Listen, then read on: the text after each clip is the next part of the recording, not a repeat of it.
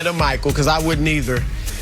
I'm iffy on some of the other guys. And look, I love what Harden doing. Great respect for him. And I just love watching him because I know how hard it is to just sit there and go one-on-one against the great athletes and still get your shot off whenever you want to, whether it's three, whether it's getting them to foul you or getting by him in the lane for a layup. But I feel like if LeBron James, who does not have the jump shot, obviously, that James Harden is, but Kevin Durant does. And if guys like that had the usage rate I don't know that Durant could survive it. And Kobe tried. Well, does Harden survive it? Because he doesn't do it in the playoffs. Kobe tried.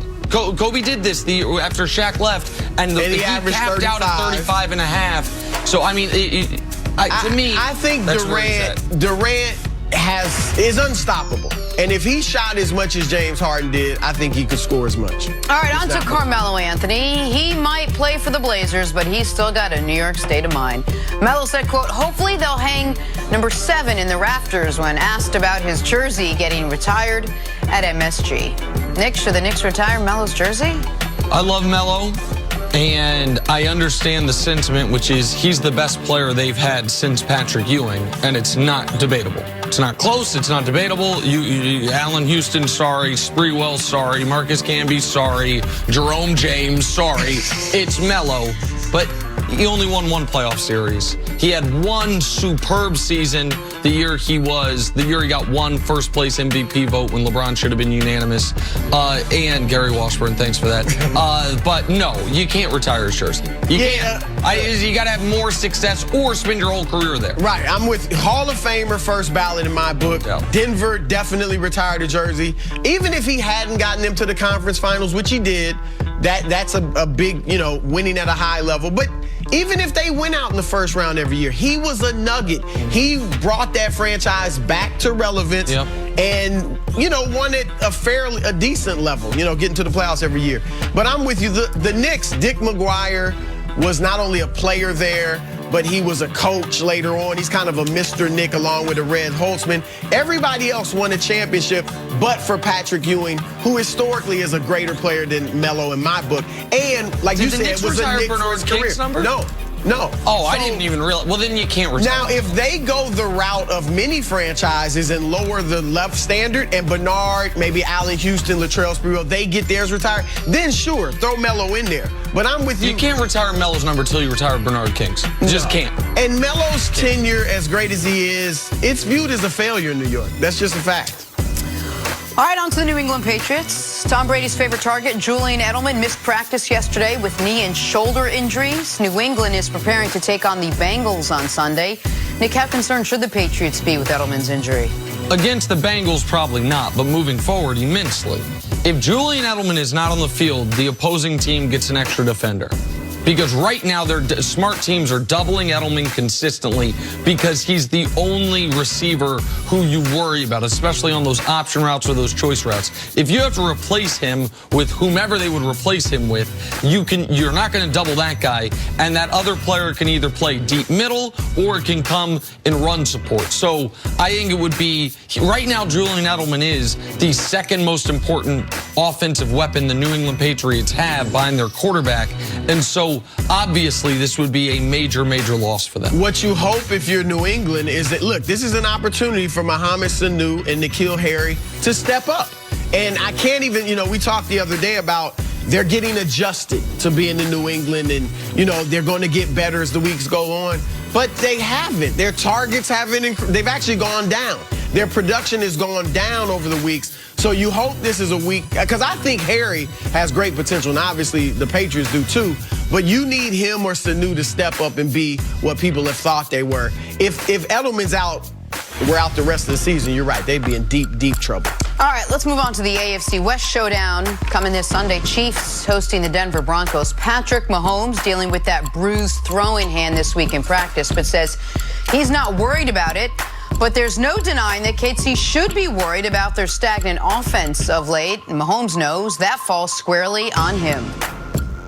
it's just not execution at a high enough level, and it starts with me. I feel like there was times in the game where I could have maybe stepped up and bought another extra time or stayed in the pocket, and I think there's just times, if you look back at last year, where I drift back and don't do the same things that I do at the beginning of the year. And so I'm really focusing in this week on the fundamentals, like I've kind of been saying these last few weeks, but just trying to find a way to where I can help out the offensive line, because they're doing their job of kind of walling those guys around, and I can step up in the pocket and hit these guys and give them time to run routes. Coming into the season, all we worried about was this Kansas City defense and whether they'd be able to step up in order for this team to make a Super Bowl run. But now after what we saw the last couple of weeks, we're asking if the Chiefs' offense needs to step it up to make a Super Bowl run. Well, the Chiefs' offense needs to play better than it's played the last 3 weeks of football, but I do not think it is the concern.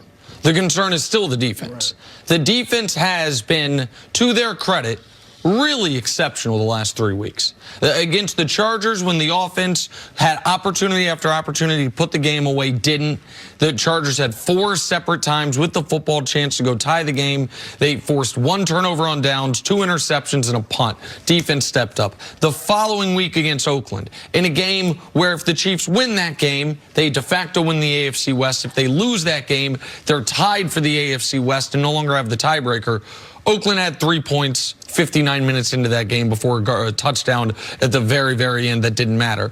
And obviously against New England, the defense was spectacular. Lost the turnover battle, allowed a blocked punt, and the defense still held New England to 16 points and a couple goal line stands late. I still need to see more from the defense and see that repeated. The pass defense has been top 10 in the league. Run defense, you've been able to get after them.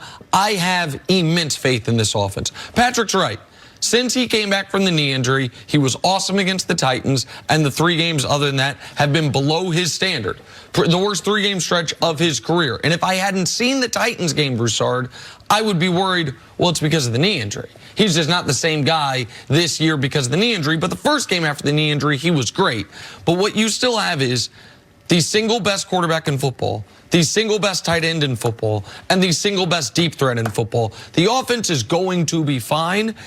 But yes, Jenna, they have to get back to being the Chiefs' offense in order to go on a Super Bowl run, because their path is not going to be beating teams 23-16 the way they did New England. It's going to be beating teams 31-24 the way they were early in the year. I was going to say, I do think it's a concern because, like you said, they're going to have to outscore teams. I'm not as convinced as you are that this is the defense. This defense is going to play great in the playoffs and stop these I'm teams. not either. Okay, yep. So the offense has to get back. And this at times, and I picked Kansas City to make the Super Bowl, but at times this is looking like maybe a lost season for Pat Mahomes. I've compared him.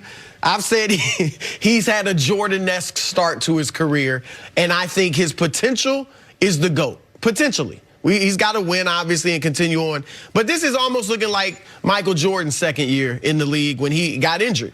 And because Pat Mahomes, whether it was the knee, the ankle, now the hand, in his last 3 games, Nick, he's had 3 touchdowns and 2 interceptions. Mm-hmm. He would often get 3 touchdowns in a half. Yep. I mean, like easily. In his second quarter, his favorite quarter. Easily. He only had 1 interception in the first 8 games. Now he's had 2 in the last 3.